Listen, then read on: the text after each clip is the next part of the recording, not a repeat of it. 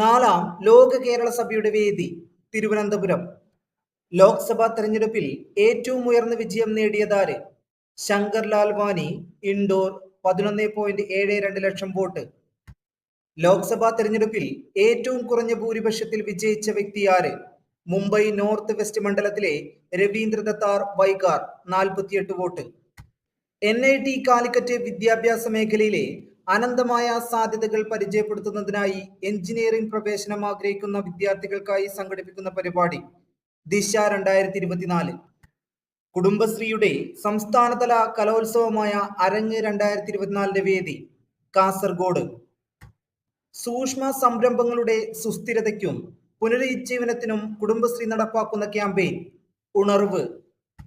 സാമ്പത്തിക വകുപ്പിന് കീഴിലെ തകഴി സ്മാരക സമിതി ഏർപ്പെടുത്തിയ 2023 തകഴി സാഹിത്യ പുരസ്കാര ജേതാവ്